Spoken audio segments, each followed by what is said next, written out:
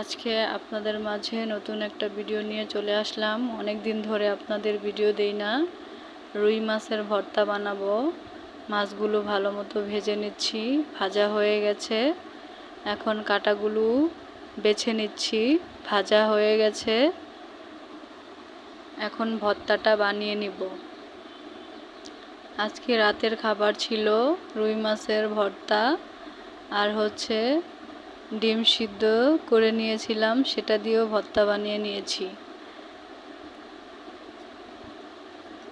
তো ভালো মতো মেখে নিচ্ছি, ধনেপাতাও দিয়ে দিলাম পরিমাণ মতো।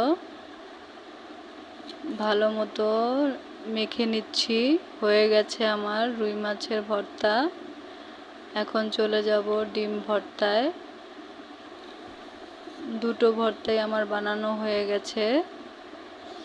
ভিডিওটা ভালো লাগলে লাইক, কমেন্ট, সাবস্ক্রাইব করে দিন।